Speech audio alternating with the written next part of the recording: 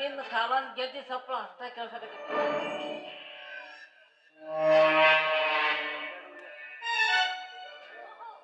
ನೀವಾ ಬನ್ನಿ. ನೀವು ಬಂದದ್ದು ನನಗೆ ಕೇಳಿಸ್ತಿಲ್ಲ, ಯಾಕೆಂದ್ರೆ ನಾನು ದೇವಿಯ ಪೂಜೆ ಮಾಡ್ತಾ ಇದ್ದೆ, ಹಾಗಾಗಿ ಕೇಳಿಸ್ತಿಲ್ಲ. ತೆಗೆದುಕೊಳ್ಳಿ ಮಂಗಳಾರತಿನ.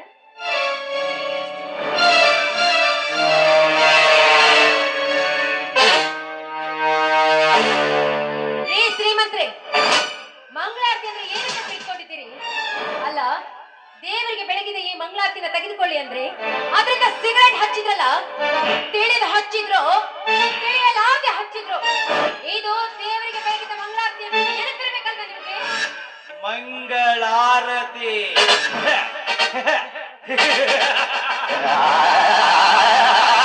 ನಿನಗೆ ಜೀವವಿಲ್ಲದ ನಿರ್ಜೀವ ವಸ್ತು, ನನಗೆ ಜೀವವಿಲ್ಲದ ನಿರ್ಜೀವ ವಸ್ತುನು ದೇವರಿಗೆ ಮಂಗಳಾರತಿ ಬೆಳಗುವುದು ವ್ಯರ್ಥವೆಂದು ತಿಳಿದುಕೊಂಡಿರುವೆ.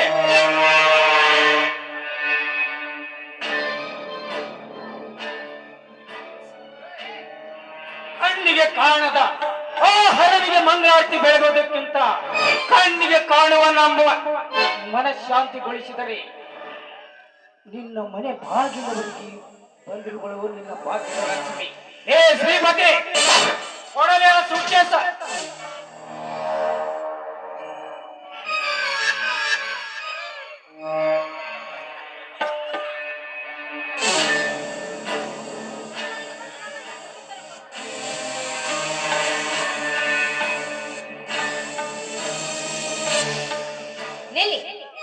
ನಮ್ಮ ಮನೆಗೆ ಬಂದು ಈ ರೀತಿ ಹಣ ಕೊಡ್ತಾ ಇದ್ದೀರಲ್ಲ, ನಮ್ಮನ್ನೇನು ಭಿಕಾರಿಗಳಂತ ತಿಳಿದುಕೊಂಡಿದ್ದೀರಾ? ಮೇಲಾಗಿ ದೊಡ್ಡವರು ಒಂದು ಮಾತು ಹೇಳಿದ್ದಾರೆ, ಪರರ ಸೊತ್ತು ಪಾಷಾಣಕ್ಕೆ ಸಮಾನ ಅಂತ. ಹಣ ಕೊಡ್ಲಿಕ್ಕೆ ಕಾರಣ ಕತ್ತೆ ಕಾಲ ಕಾರ್ಯಿಸಿದೀವ. ನಮ್ಮ ಕೆಲಸ ಆಗಬೇಕಾದ್ರೆ ಅವ್ರ ಮನ್ಯಾಗ ಒಂದು ಕತ್ತೈತಿ ಅಂದ್ರೆ ಅದ್ರ ಕಾಲಿಡಿಬೇಕು. ಏ ಯಜಮಾನ್ರೆ, ಯಾಕ್ರಿ ಕತ್ತೆಗಿತ್ತೆ ಅಂತ ಖಬರ್ ಇಲ್ಲದೆ ಮಾತಾಡ್ತಾ ಇದ್ದೀರಲ್ಲ? ನೋಡಿ, ನಮ್ಮ ಮನೆಗೆ ಬಂದಿದ್ದೀರಿ, ನಾವೇನಾದ್ರೂ ಹೇಳಿದ ಅದಕ್ಕೆ ದೊಡ್ಡವರು ಒಂದು ಮಾತು ಹೇಳ್ತಾರೆ, ಕರೆಯದವರ ಮನೆಗೆ ಬಂದರೆ ಕೆಳಗಿನಿಂದ ಹೊಡೆ ಸರ್ವಜ್ಞ ಎಂಬ ಮಾತು. ನಿಮಗೆ ನೆನಪಿರಬೇಕಲ್ಲ? ಭಾಗೀರಥಿ, ಮನೆಗೆ ಬಂದವರಿಂದ ಏಕೆ ಬಂದಿರುವಿರಿ ಎಂದು ಬೇರೆದಲ್ಲಿ ಹೊಡೆಯುವಂತೆ ಮಾತನಾಡುತ್ತಿದ್ದೀಯಾ? ನಾವು ಯಾರೆಂದು ತಿಳಿದು ಮಾತನಾಡುತ್ತೇವೆ. ನಿಮ್ಮ ಬಗ್ಗೆ ತಿಳಿದುಕೊಳ್ಳುವ ಅವಶ್ಯಕತೆ ನನಗಿಲ್ಲ. ಅವಶ್ಯಕತೆ ನಿನಗಿಲ್ಲದಿದ್ದರೂ ನಮಗಿದೆ ಭಾಗೀರಥಿ.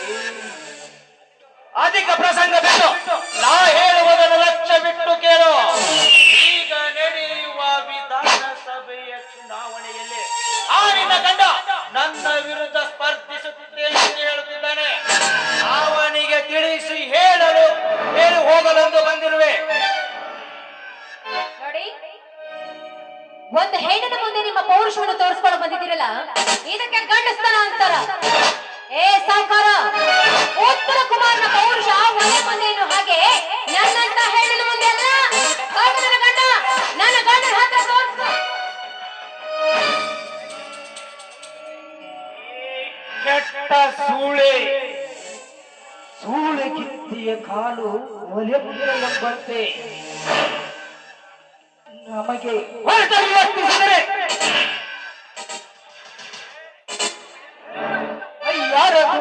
ಯಾರ ಸಿರಿ ತುಂಬಿದ ಈ ನಿನ್ನ ದೇಹ ಮಣ್ಣು ಪಾಲು ಮಾಡಿಕೊಳ್ಳಬೇಡ.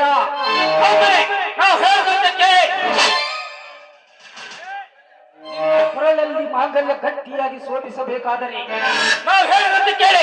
ಈ ಹಣ ತೆಗೆದುಕೊಂಡು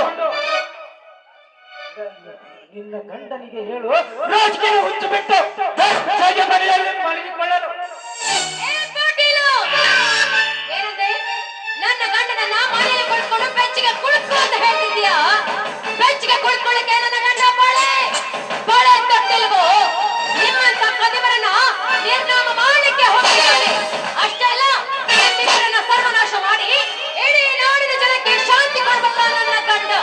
ನಿಮ್ಮಂತವನ್ನ ಸರ್ವನಾಶ ಮಾಡ್ಲಿಕ್ಕೆ ಪಣ ತೊಟ್ಟು ನಿಂತಿದ್ದಾನೋ ನನ್ನ ಶ್ರೀರಾಮಚಂದ್ರ. ನಾಶ ಮಾಡಲು ಶಪಥ.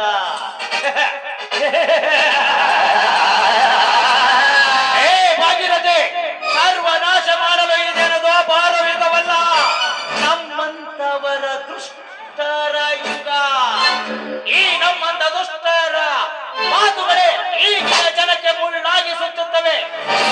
ಶ್ರೀಮಂತವರ ಸತ್ಯವಂತರ ಮಾತುಗಳು ಮುಳ್ಳು ಮುಳ್ಳಾಗಿ ಸುತ್ತುತ್ತವೆ. ನೆನಪುಗಳು ಪೈಕಿ ಅಲ್ರಿ ಈಕಿ ಅದೇನ ಅಂತಾರಲ್ಲ ಅವನು 100 ಬಾಯಿ ಕಟ್ಬೋದು ಇಂತ ಮುಂಡೇರ್ ಬಾಯಿ ಕಟ್ಟಕ್ಕಾಗಲ್ರಿ. ಲೇ ಶ್ರೀಪತಿ, ನಾಲಿಗೆ ಬಿಗಿ ಹಿಡಿಕೊಂಡು ಮಾತಾಡು. ಇನ್ನೊಂದು ಶಬ್ದ ಹೆಣ್ಣಿನ ಬಗ್ಗೆ ಹಗುರವಾಗಿ ಮಾತನಾಡಿದ್ಯಾದ್ರೆ ಪರಿಣಾಮ ನೆಟ್ಟಗಾಗಲಿಕ್ಕಿಲ್ಲ. ಕತ್ತಿಗಾಗಷ್ಟು ವಯಸ್ಸು ಬಂದಿದೆ, ಹೆಣ್ಣು ಮಕ್ಕಳಿಗೆ ಹೇಗೆ ಮರ್ಯಾದೆ ಕೊಟ್ಟು ಮಾತಾಡಬೇಕೆಂಬ ಖಬರಿಲ್ವೇನೋ ನನಗೆ? ಲೇ, ಗಂಡ ಸತ್ತವರಿಗೆ ಮುಂಡೆ ಅಂತ ಕರೀತಾರೆ, ಆದ್ರೆ ನಾನು ಮುತ್ತೈದೆ ಕಣೋ. ಒಂದು ಹೆಣ್ಣಿಗೆ ಈ ರೀತಿ ಕೇವಲವಾಗಿ ಮಾತನಾಡಬೇಕಾದ್ರೆ ನಿಮ್ಮಪ್ಪ ಸತ್ತ ಮೇಲೆ ನೀನು ಹುಟ್ಟಿರಬೇಕು. ಅದಕ್ಕೆ ಗಂಡ ಸತ್ತ ಮಗನಿಗೆ ಮುಂದಿನ ಮಗನಿಗೆ ಇಷ್ಟೊಂದು ಮಾತು.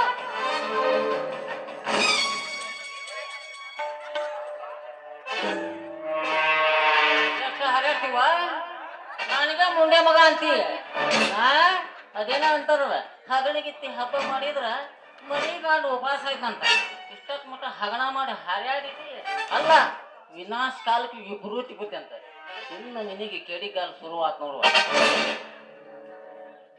ಕಾಲ ಅಷ್ಟೇ ಅಲ್ಲಲೇ ಶ್ರೀಪತಿ, ನಾವು ಹೇಳಿದಂತ ಕೇಳಿ ರಾಜಕೀಯದ ಹುಚ್ಚು ಬಿಟ್ಟು ದೂರಿದ್ದರೆ ಇಲ್ಲವಾದರೆ ನಮ್ಮ ಕೆಂಗಣ್ಣಿಗೆ ಗುರಿಯಾಗುತ್ತಾಳೆ. ಭಾಗೀರಥಿ, ನಮಗೆದುರಾಗಿ ರಾಜಕೀಯ ಮಾಡುವುದನ್ನು ಬಿಟ್ಟು ಬಿಡಲು ಹೇಳು.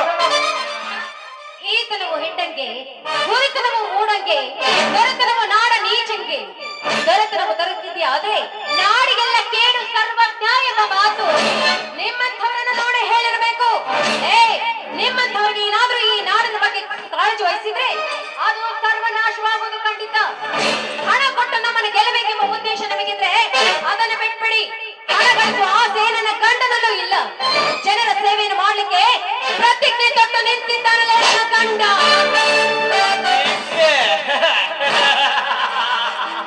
ಪ್ರತಿಜ್ಞೆ ಮಾಡಿ ದೇಶ ಆಳುತ್ತೇನೆ ಎಂದವರನ್ನೇ ಈ ರಾಜ್ಯ ಪ್ರತಿನಿಧಿಗಳೇ ಕೊಂಡೇಟಿಗೆ ಬಲಿಯಾಗಿದ್ದಾರೆ. ನೀವ್ಯಾವ ಲೆಕ್ಕ? ಭಾಗೀರಥಿ, ನಮ್ಮ ಬಜ್ಜೆ ಬೆರಳು ಮಾಡಿ ತೋರಿಸುವುದಕ್ಕಿಂತ ಮೊದಲು ವಿಚಾರ ಮಾಡಿ ಮಾತನಾಡೋ. ಒಂದು ಬೆರಳು ನಮಗೆ ತೋರಿಸಿದರೆ ಉಳಿದ 4 ಬೆರಳು ನಿನಗೆ ಎಚ್ಚರಿಕೆಯನ್ನು ಕೊಡುತ್ತದೆ. ಅಹಂಕಾರದಿಂದ ಬೆರಳು ತೋರಿಸಿದರೆ ಇದೇ 5 ಬೆರಳಿನಿಂದ ನಿನ್ನ ಜೀವ ಸರ್ವನಾಶವಾಗುತ್ತದೆ ಖಂಡಿತ. ಮುಚ್ಚೆ ಬಾಯ್ನ. ಸುಮ್ಮನೆ ನಾವು ಹೇಳಿದಂತೆ ಕೇಳಿ. ಈ ಚುನಾವಣೆಯಲ್ಲಿ ನಿನ್ನ ಗಂಡನನ್ನು ಸ್ಪರ್ಧಿಸಿ ಕೂಡದಂತ ಹೇಳು. ಇಲ್ಲವಾದರೆ ಇನ್ನು ಮುಂದೆ ನಡೆಯುವುದೇ ಬೇರೆ. ಯಾರು ಇಲ್ಲದ ಸಮಯ ಸಾಧಿಸಿ ಒಂಟೆ ಹೆಣ್ಣಿನ ಮೇಲೆ ನಿನ್ನ ದೌರ್ಜನ್ಯ ತೋರಿಸಲಿಕ್ಕೆ ಬಂದಿದ್ದೀರಲ್ಲ, ನಿಮ್ಮನ್ನು ಗಂಡಸರು ಅಂತಾರೇನೋ? ನಾಮರ್ಥಗಳ.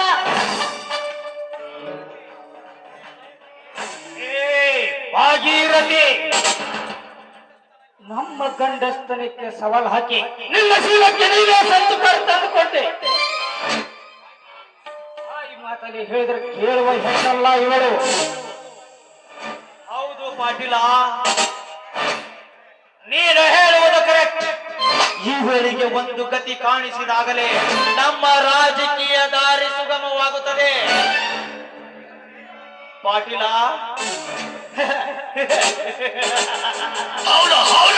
ಇವಳುಟ್ಟ ಸೀರೆಯನ್ನು ಬಿಚ್ಚಿ ಬೆತ್ತಲ ಮಾಡಿ ಅನುಭವಿಸೋಣ ಇವಳ ಒಂದೊಂದು ಅಂಗಾಂಗವನ್ನು. ಮಾತನಾಡಿದ್ಯಾದ್ರೆ ಪರಿಣಾಮ ನೆಟ್ಟಗಾಗ್ಲಿಕ್ಕಿಲ್ಲ. ಇನ್ನೊಂದು ಮಾತು ನಿಮ್ಮ ಬಾಯಲ್ಲಿ ಬಂದ್ರೆ ಸಹನೆಯನ್ನು ಕಳೆದುಕೊಳ್ತಾಳು ಈ ಭಾಗೀರಥಿ.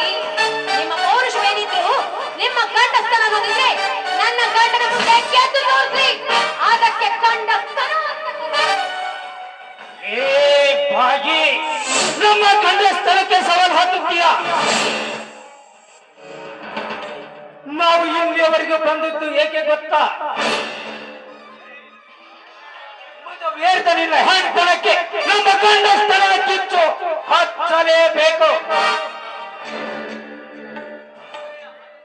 ಆದರ ಗಿತ್ತೆಗೆ ನಡುಮನೆ ಚಂದ, ಗಲತೆಗೆ ಕೊನೆ ಮನೆ ಅಂದ. ನಾಗರ ಹಾವಂತೆ ಹೊಸ ಉಗುಳುತ್ತಿರುವ ಈ ಕಾಳಿಂಗ ಸರ್ಪನಿಗೆ ಈ ಭಾಗೀರಥಿಯ ಹಾವ ಭಾವವೇ ಚಂದ. ಏ ಬಾಗಿ, ನಾವೆಂದರೆ ಭಯವಿಲ್ಲದೆ ಸೊಕ್ಕಿನಿಂದ ಉತ್ತರಿಸುತ್ತಿರುವೆಯಲ್ಲ. ಆ ಕೊಟ್ಟ ಹಣವನ್ನು ಕಾಲ ಕಸಕ್ಕಿಂತ ಕೀಳಾಗಿ ಕಂಡೆಯಲ್ಲ. ಎಂದು ಒಡೆಯಲಾಗದೋ ನಿನ್ನ ಶೀಲ.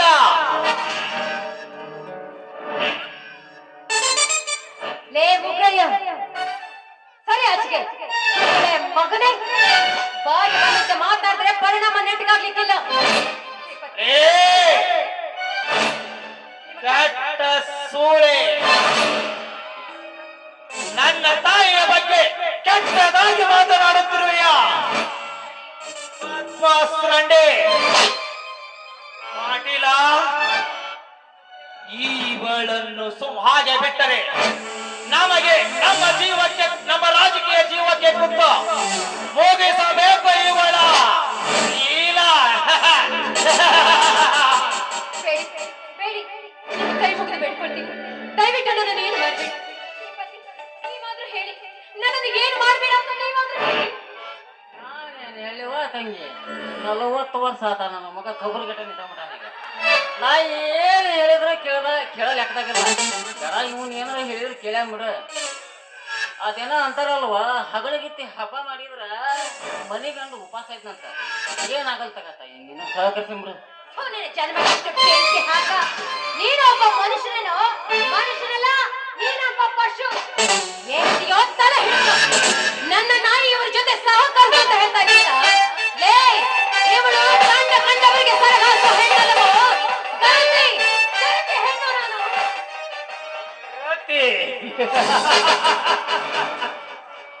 ನಮ್ಮ ಕಾಮದ ಕರಾಮತ್ತು ತೋರಿಸಿದಾಗಲೇ ತಿಳಿಯುವುದು ಇಲ್ಲ ಗರತಿಯ ಗಮ್ಮತ್ತು. ಗೊತ್ತಾಗುವುದು ನಮ್ಮ ತಾಕತ್ತು. ಹಾಗೆ ನಾರದು ಎಲ್ಲ ಕಾಮದ ಕರಾಮತ್ತು. ಬೇಡಿ ಶ್ರೀಮಂತ್ರೆ, ನಿಮ್ಮ ಕೈ ಮುಗಿತೀನಿ.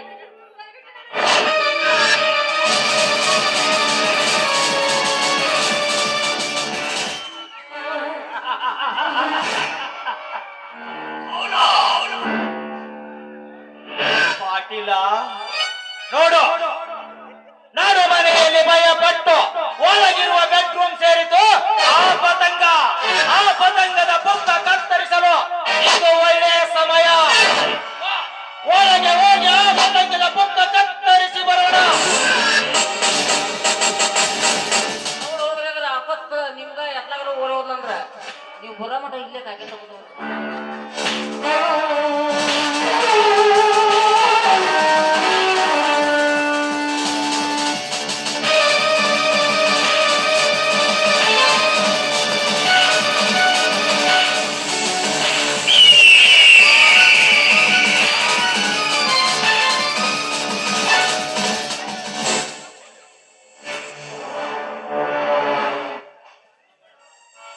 ಹೆಂಗಿತ್ರಿ ಟೇಸ್ಟ್?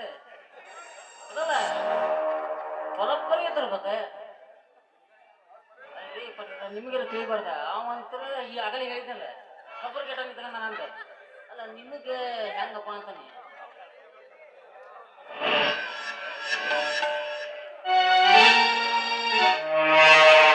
ಏನೇನು ಓದಲ್ರಿ, ಏನೇನು ಓದಲ್ಲ. ಇಬ್ಬಳಾರ ಕೈಯಾಗ ಸಿಕ್ಕ ಕಬ್ಬಿನ ಸಿಪ್ಪೆ ನನಗೆ ಕಬ್ಬಿನ ಸಿಪ್ಪೆ ಯಜಮಾನ್ರ ನಾನಂತ ಟೆಸ್ಟ್ ನೋಡಿ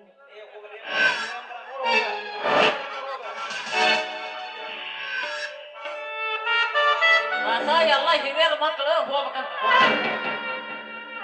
ಇಬ್ಬಳಾರ ಕೈಯಾಗ ಸಿಕ್ಕಂದು ಕಬ್ಬಿನ ಸಿಪ್ಪೆ ನನಗೆ ನೋಡಿ.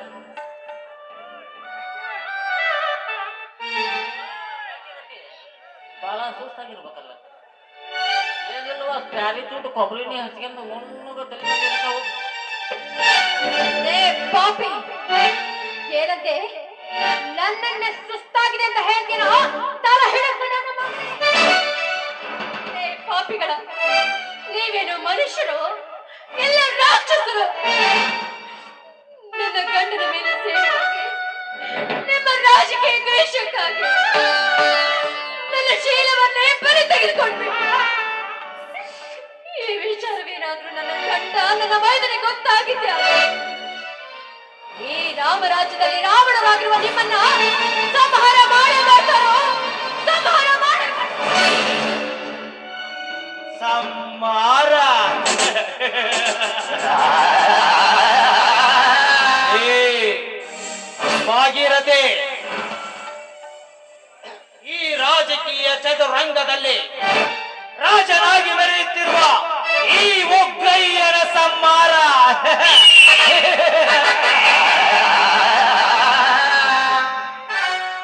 ಏ ಭಾಗೀರಥಿ, ನಿನ್ನ ಶೀಲಕ್ಕೆ ಕಿಚ್ಚು ಹಚ್ಚಿದರು ಏನು ನಿನ್ನ ಸೊಪ್ಪು ಅಡಿಗಿಲ್ಲವೆಂದರೆ?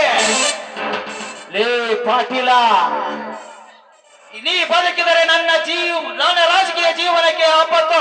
ಲೇ ಪಾಟೀಲ, ಶೀಲ ಕಳೆದುಕೊಂಡರು ಶೀಲ ಮುಚ್ಚಿಕೊಂಡು ಬಂದವಲ್ಲ ಅವಳುತ್ತ ಸೇರೆಯಿಂದ ಇವಳಿಗೆ ನೇಣು ಬಿಗದು ಬಿಡಲೆ ಪಾಟೀಲ.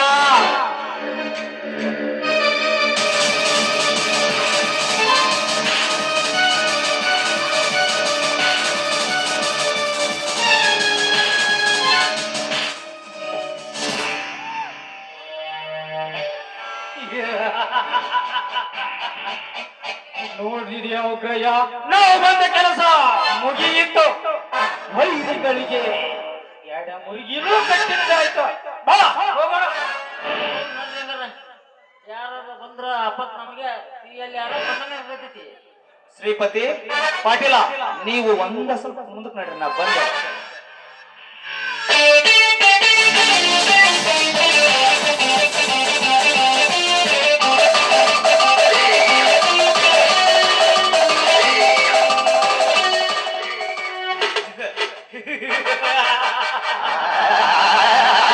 ರಾಮಚಂದ್ರ, ನನ್ನ ವಿರುದ್ಧ ರಾಜಕೀಯಕ್ಕೆ ಕಾಲಿಡಬೇಡ ಎಂದು ಹೇಳಿದ್ದೆ. ಅವಳು ಹಾಗೆ ನೀನು ನನ್ನ ಮಾತನ್ನು ಎಕ್ಕಡಕ್ಕೆ ಸಮಾನವೆಂದು ಮಾತನಾಡಿದೆ. ಇನ್ನ ಮುಂದೆ ನಡೆಯುತ್ತಿದೆ ಈ ಉಗ್ರಯ್ಯನ ಉಗ್ರ ಆರ್ಭಟ. ಈಗ ನಿನ್ನ ಹೆಂಡತಿಯನ್ನು ಕಳೆದುಕೊಂಡೆ ಮುಂದೆ ನನ್ನ ಸ್ನೇಹಿತ ಮಂಜು ಲಕ್ಷಪ್ನವರ ಮೇಲೆ ಹಾಗೆ ಮಾಡಿ ಹೋಗ್ತೇನೆ. ನಿನ್ನ ಧರ್ಮದ ಕೋಟೆ ನುಚ್ಚು ನುಚ್ಚು ನೂರಾಗುತ್ತದೆ ಮಗನ. ರಾಜಕೀಯ ಅಂದರೆ ಏನನ್ನುವುದನ್ನು ಸ್ವಲ್ಪ ಹೊತ್ತರಲ್ಲಿ ತೋರಿಸುತ್ತೇನೆ. ಬಾಯ್ ರಾಮಚಂದ್ರ.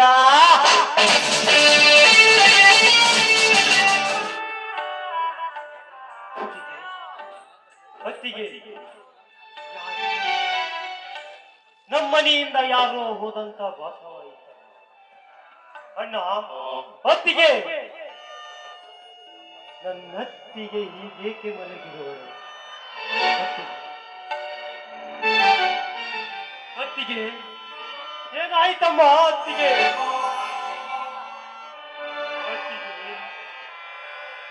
ಏಕೆ ಈ ರೀತಿ ಮಾಡಿಕೊಂಡೆಯಮ್ಮ? ಈ ರೀತಿ ಮಾಡಿಕೊಂಡೆ?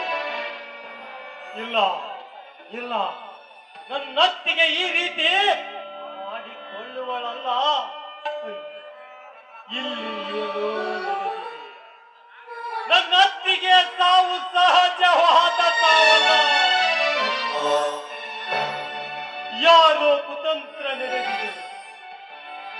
ನನ್ನ ಅಣ್ಣಂದಿರು ಬರುವ ಸಮಯವಾಯಿತು. ಈ ವಿಷಯವನ್ನು ಅವರ ಮುಂದೆ ತಿಳಿಸದೆ ಅತ್ತಿಗೆಯ ಸಾವಿಗೆ ಕಾರಣ ಆದವರನ್ನು ನಾನೇ ಪತ್ತೆ ಹಚ್ಚೆ. ಹೊತ್ತಿಗೆ ನಾ ಬರುವ ತನಕ ಆದರೂ ನಿನ್ನ ಜೀವ ಇರಲಿಲ್ಲ. ಅಯ್ಯೋ ಇದೆ ನಿನ್ನ ಸಾವಿನ ರಹಸ್ಯ ತಿಳಿಯದಾಯಿತೇನಮ್ಮ. ಹೊತ್ತಿಗೆ ಏನಾಯಿತಮ್ಮ?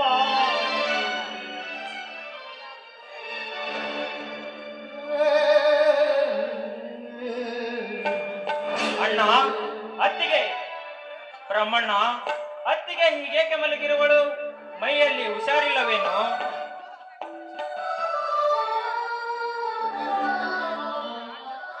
ರವಿಕಾಂತ, ಈಗ ಬಂದೇನಪ್ಪ? ಹಾ ರವಿಕಾಂತ, ನಿನ್ನ ಪೊಲೀಸ್ ಇಂಟರ್ವ್ಯೂ ವಿಷಯ ಏನಾಯ್ತಪ್ಪ? ಯಾಕೆ ರವಿಕಾಂತ, ನಾನು ಇಷ್ಟು ಮಾತನಾಡಿದರೆ ನೀನು ಸುಮ್ಮನೆ ನಿಂತಿರುವೆಯಲ್ಲ? ಯಾಕೆ ರವಿಕಾಂತ, ನಿನ್ನತ್ತಿಗೆ ಏಕೆ ಮಲಗಿರುವಳು? ಹುಷಾರಿಲ್ಲವೇ? ಅವಳನ್ನು ಮಾಸಣಿಗೆ ಡಾಕ್ಟರ್ ಹತ್ರ ಕರೆದುಕೊಂಡು ಹೋಗಬೇಕು, ನಿನಗೆ ಪರಿಜ್ಞಾನ ಇಲ್ಲವೇ? ಇನ್ನೆಲ್ಲಿ ಮಾಸಣಿಗೆ ಆಸ್ಪತ್ರೆಗೆ ಭಾರತ ಲೋಕಕ್ಕೆ ಪ್ರಾಣ ಬೀಸಿರುವಳು ಈ ನನ್ನ ಅತ್ತಿಗೆಮ್ಮ. ನಮ್ಮೆಲ್ಲರನ್ನ ಬಿಟ್ಟು ಶಿವನ ಪಾದ ಸೇರಿದ್ದಾಳೆ ಈ ನನ್ನ ಅತ್ತಿಗೆಮ್ಮ.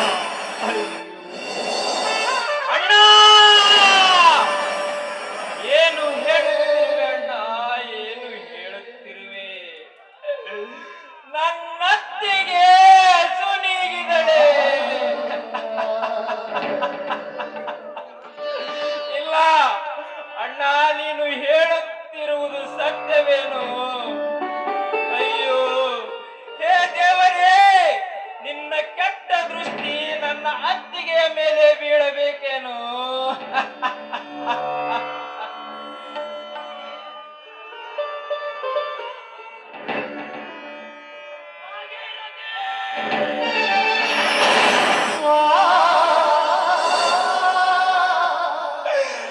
ಅಯ್ಯೋ ವಿಧಿಯೇ,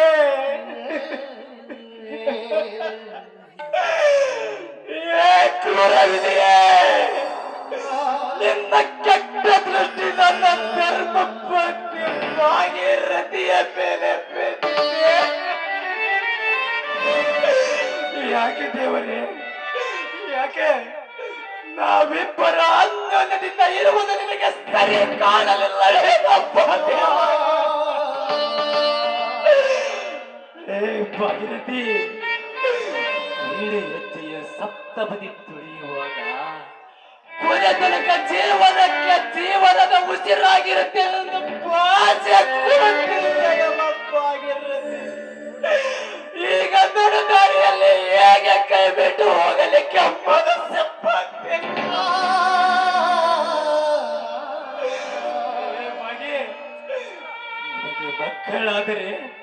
ನಮಗೆ ಮಕ್ಕಳಾದರೆ ನನ್ನ ಮೈದುನರು ಅನಾಥರಾಗುತ್ತಾರೆ. ತಾಯ್ತನದ ಸೌಭಾಗ್ಯವನ್ನೇ ಕಳೆದುಕೊಂಡ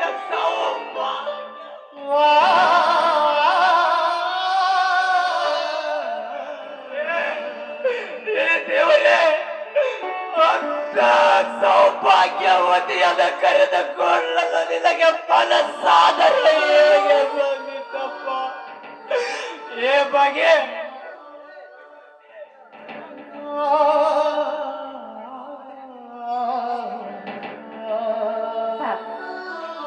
ಯಾಕಣ್ಣ ಎಲ್ಲರೂ ದುಃಖದಿಂದಿರುವರು? ಏನಾಯ್ತು? ಬಾಬಾ, ಯಾಕ ರೀತಿ ನಿಂತಿದ್ದೀರಾ? ಅಕ್ಕ ಯಾಕ ರೀತಿ ಮಲಗಿದ್ದಾರೆ? ಅತ್ತಿಗೆ, ಏನಾಯಿತು ಅತ್ತಿಗೆ, ಏನಾಯಿತು? ಹೀಗೇಕೆ ಮಲಗಿರುವಳು ನನ್ನ ಅತ್ತಿಗೆ?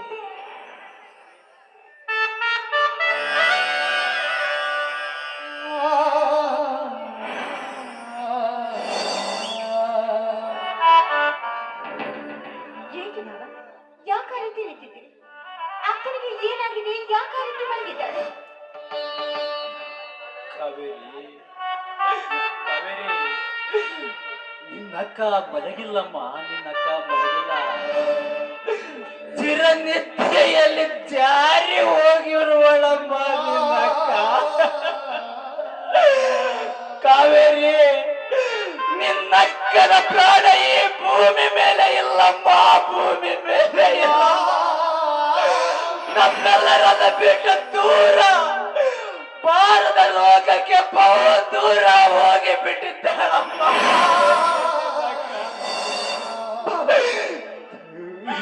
ಎಂತ ಮಾತನ್ನು ಮಾತಾಡ್ತಾ ಇದ್ದೀರಾ ನೀವು? ಏಕಾಏಕಿ ನನ್ನ ಅಕ್ಕನ ಸಾವಾಗೋದಕ್ಕೆ ಕಾರಣವಾದ್ರು ಏನು? ಅವಳ ಆರೋಗ್ಯ ಉತ್ತಮವಾಗಿತ್ತು. ಆದ್ರೆ ಈ ರೀತಿ ಸತ್ತು ಬಿಟ್ಟಿದ್ದಾಳೆ ಅಂದ್ರೆ ಅದನ್ನು ಸಹಿಸುವಂತ ಶಕ್ತಿ ಖಂಡಿತವಾಗ್ಲೂ ನನಗಿಲ್ಲ.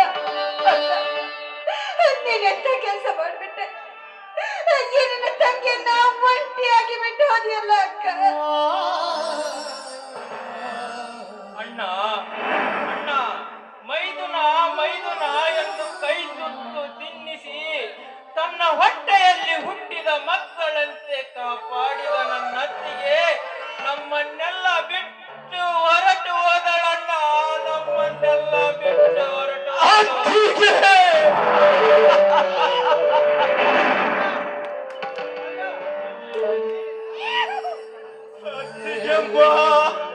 ಕಂಡು ಹೆಂಡತಿಯನ್ನು ನನ್ನದಿಂದೆಯದು ಆ ಬಸವಣ್ಣನ ಹತ್ರ ಬೇಡಿಕೊಂಡು ಬನ್ನಿ ಅಂತ ಹೇಳಿದೆಯಲ್ಲಪ್ಪ.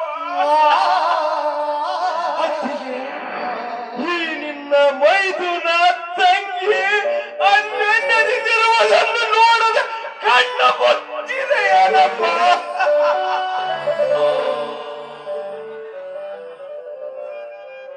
ಕಣ್ಣು ತೆರೆದು ನೋಡುವತ್ತಿಗೆ ಈ ನಿನ್ನ ಮೈದುನ ತಂಗಿಯನ್ನು ಇನ್ನೆಲ್ಲಿ ಕಣ್ಣ ತೆರೆದು ನೋಡಿದರು ನೋಡದಿದ್ದರು ಬಾರದ ಲೋಕಕ್ಕೆ ಹೋಗಿ ಬಿಟ್ಟಿದ್ದಾಳಪ್ಪ. ಬಾರದ ಲೋಕಕ್ಕೆ ಇನ್ನೆಲ್ಲಿ ಕಣ್ಣ ತೆರೆದು ನೋಡುವಳಪ್ಪ ನಿಮ್ಮ ಹತ್ತಿಗೆ ನಿಮ್ಮನ್ನು.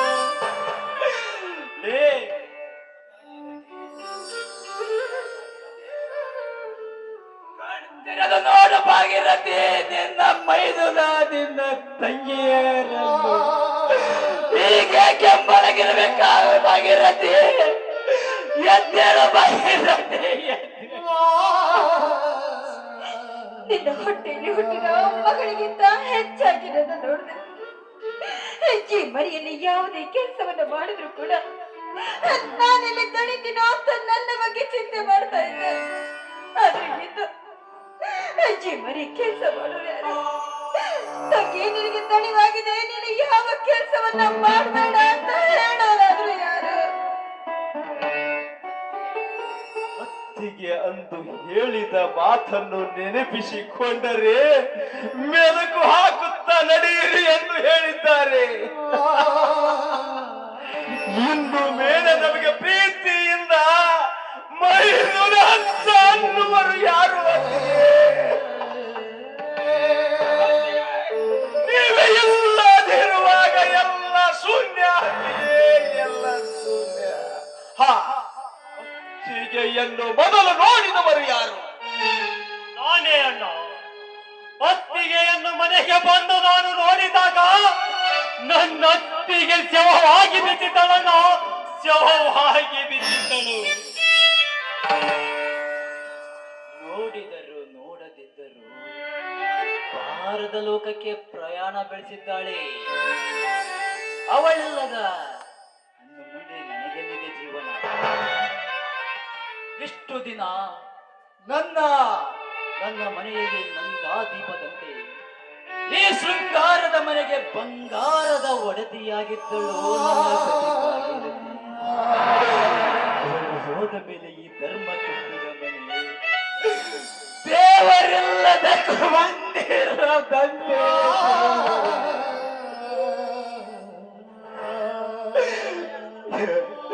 ಇಷ್ಟು ದಿನ ನನ್ನ ಜೀವನದಲ್ಲಿ ನಗುವೆ ತುಂಬಿ ತುಳುಕುತ್ತಿತ್ತು. ನನ್ನ ಭಾಗೀರಥಿ ಹೋದ ಮೇಲೆ ಇನ್ನು ಮುಂದೆ ನನ್ನ ಜೀವನ ಅಳವೇ ಜೀವನವಾಗುತ್ತದೆ ಕಾಣುತ್ತದೆ. ಅದಕ್ಕಾಗಿ ಆ ದೇವರು ಈ ರೀತಿ ನಾಟಕ ರಚಿಸಿದ್ದಾನೆ. ಎಷ್ಟೇ ಅಂದರೂ ಕೂಡ ದೇಹದಿಂದ ಬೇರೆಯಾದ ಜೀವ ಮರಳಿ ಬರೋದಕ್ಕೆ ಸಾಧ್ಯವೇ? ಖಂಡಿತವಾಗ್ಲೂ ಇಲ್ಲ. ನೋಡಿ, ಮುಂದೆ ಆಗುವ ಕಾರ್ಯದ ಕಡೆ ಗಮನವನ್ನು ಕೊಡಿ. ಅಂತ್ಯ ಸಂಸ್ಕಾರವನ್ನು ಮಾಡೋಣ, ನಡೆಯುವ.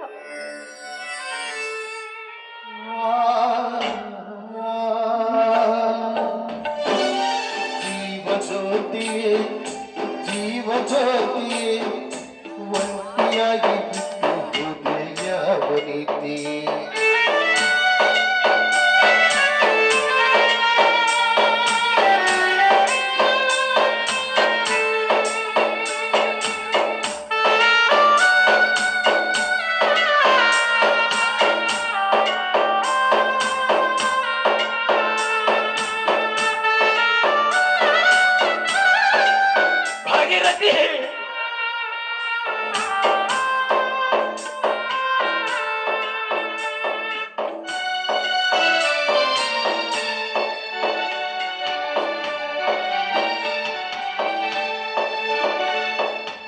ಚಂದನದ ಹಚ್ಚಿಕೊಂಡು ಸಿಂಧೂರ ಕಟ್ಟಿಕೊಂಡು ನಗತಾಳೆ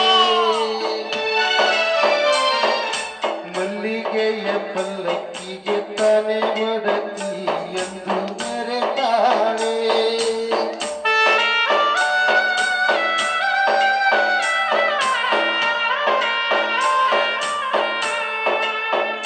ನನ್ನ ಬಾಳ ಭಾಗ್ಯ ದೇವತೆ ಪತಿ ಪ್ರೀತಿಯಿಂದ ವಂಚಿಕೆ ಇನ್ನು ಜನ್ಮ ಇದ್ದರೆ ಮಗನಾಗಿ ಹುಟ್ಟು ಕಣ್ಣರೆಪ್ಪೆಯಂತೆ ಜೋಪಾನ ಮಾಡುವೆ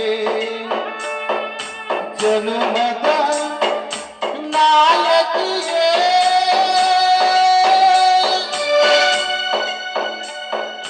ಚೈತ್ರ ಯಾತ್ರೆಗೆ ಸುಖವಾಗಿ ನೀವು ಹೋಗಿ ಬಾರ ಜೀವ ಜ್ಯೋತಿಯೇ ನನ್ನ ಒಂಟಿಯಾಗಿ ಬಿಟ್ಟು ಯಾವ ರೀತಿ ಜೀವ ಜ್ಯೋತಿಯೇ ನನ್ನ ಒಂಟಿಯಾಗಿ ಬಿಟ್ಟು ಯಾವ ರೀತಿ